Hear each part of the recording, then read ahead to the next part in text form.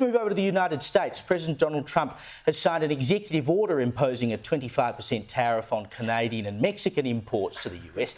Now, he's done this by declaring a national emergency for the, quote, extraordinary threat posed by illegal aliens and drugs, including fentanyl. China's also got a 10% tariff on it. Now, experts say that Australia is unlikely to be hit by any Trump-sanctioned tariffs because of an ongoing trade imbalance. That's fine. But what does this mean more broadly, Ross, for the economic state of the world? Even if we don't have to directly pay these tariffs on stuff that we send over there, we're still buying products that other people are sending into America, and someone ultimately has to pay along the line. So do we actually end up paying here for the tariffs that are whacked on, say, Canada or China? Well, maybe, but if you think about it, this never ends well.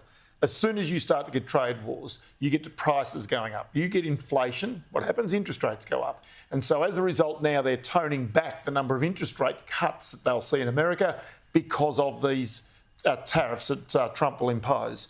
Now, if you think effectively, this actually puts up the price of goods, especially from China. So we're talking electrical goods, we're talking some cars. It's especially about trying to get cars manufactured in America, and electric cars in particular.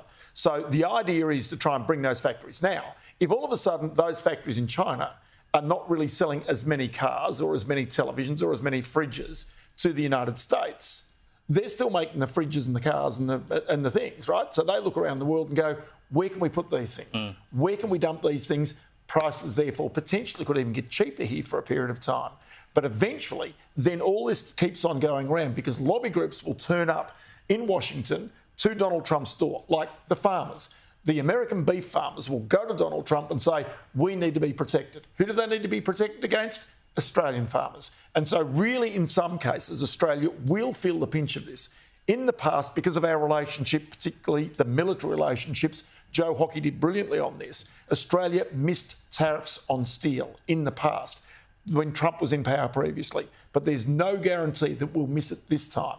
There's a second factor is more Australian companies are leaving Australia and going to the United States to set up. They're leaving Australia, their capital's leaving, the jobs are leaving because... Why wouldn't you? The taxes are less, the energy bills are less, the wages are less, and his taxes are less. And you're protected by these tariffs. So that's one of the other aspects of this for Australia, is a lot of Australian industry will pick itself up and leave the country. And that is not good for this country. Can I ask you a financial question? Sorry, Caleb. Oh, right. Sorry, you said, could Australia do something similar to protect ourselves as well? Or do we not have the infrastructure because we've sent it overseas? That would be really silly for us to do that.